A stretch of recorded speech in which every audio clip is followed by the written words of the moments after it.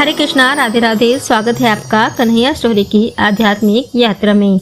आज इस वीडियो में हम गणगौर व्रत की पौराणिक व्रत कथा सुनेंगे। तो आइए सुनते हैं। वैदिक पंचांग के अनुसार चैत्र माह के शुक्ल पक्ष की तृतीया तिथि पर गणगौर व्रत किया जाता है। इस शुभ अवसर पर महादेव के संग माँ पार्वती जी की पूजा करने का विधान है।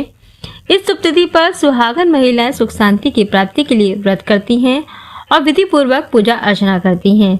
साथ ही मनचाहा वर की प्राप्ति के लिए कुंवारी कन्याएं भी व्रत करती हैं। इस पर्व को राजस्थान में बेहद उत्साह के साथ मनाया जाता है। तो आइए सुनते हैं इस व्रत से जुड़ी पौराणिक व्रत कथा।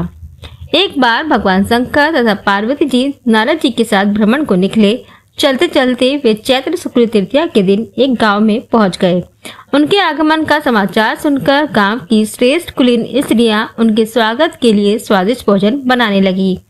भोजन बनाते बनाते उन्हें काफी विलंब हो गया, किंतु साधारण कुल की स्त्रियां श्रेष्ठ कुल की स्त्रियों से पहले ही थालियों में हल्दी तथा अक्षत लेकर पूजन हेतु पहुंच गई। पार्वती जी ने उनके पूजा भाव को स्वीकार करके सारा सुहाग रस उन पर छिड़क दिया। वे अटल सुहाग प्राप्ति का वरदान पाकर लौटी।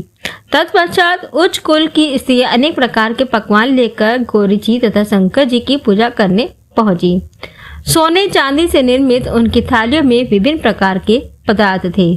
उन स्त्रियों को देखकर भगवान शंकर ने पार्वती जी से कहा, तुमने सारा सुहाग रस तो साधारण कुल की स्त्रियों को ही दे दिया, अब इन्हें क्या दोगी?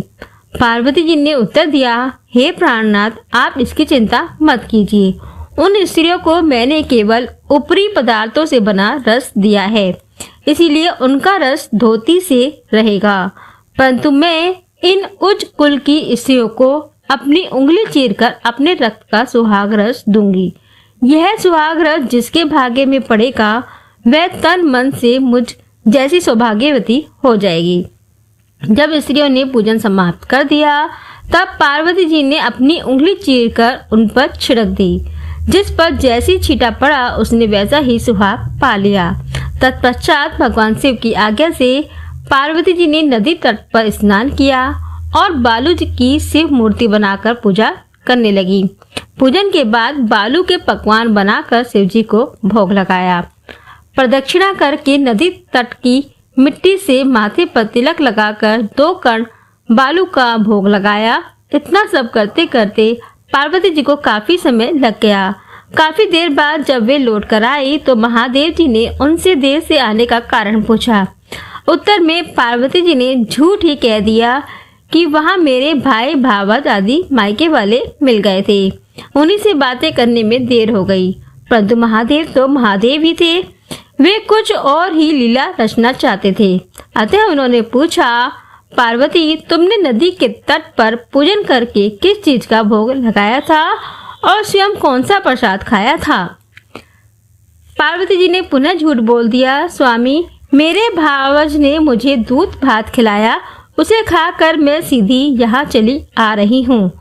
यह सुनकर शिवजी भी दूध भात खाने के लालच में नदी तट की ओर चल दिए। पार्वती जी दुविधा में पड़ गई।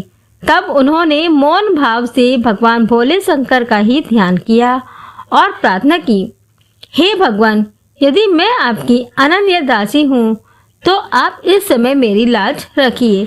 यह प्रार्थना करती हुई पार्वती जी भगवान शिव जी के पीछे पीछे चलती रही। उन्हें दूर नदी के तट पर माया का महल दिखाई दिया। उस महल के भीतर पहुंचकर वे देखती हैं कि वहां शिव जी के साले तथा सलज आदि से परिवार उपस्थित हैं। उन्होंने गौरी तथा शंकर जी का भावभीना से स्वागत किया। वे 2 दिनों तक वहां रहे।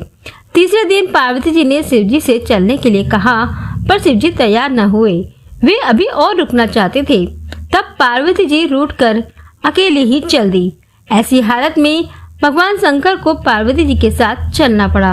नारद जी भी साथ साथ चल दिए। चलते चलते वे बहुत दूर निकल आए। उस समय भगवान सूर्य ने अपने धाम पश्चिम को पधार रहे थे। अचानक भगवान शंकर पार्वती जी से बोले, मैं तुम्हारे मायके में अपनी माला भूल आया हूँ। तो पार्वती जी ने कहा, ठीक है, मैं ले आती हूँ, और जाने को तत्पर हो गई। परंतु भगवान ने कहा, उन्हें जाने की इजाजत नहीं दी और इस कार्य के लिए ब्रह्मपुत्र नारद जी को भेज दिया। परंतु वहां पहुंचने पर नारद जी को कोई महल नजर नहीं आया। वहां तो दूर तक जंगल ही जंगल था, जिसमें हिंसक पशु विचर रहे थे।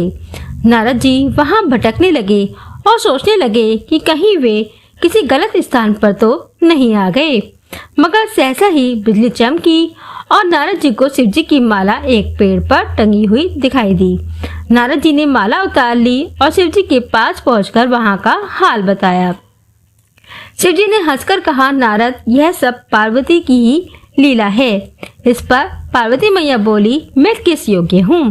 तब नारद जी ने सिर झुकाकर कहा, माता, आप पतिव्रताओं में श्रेष्ठ हैं। आप सौभाग्यवती समाज में आदिशक्ति हैं।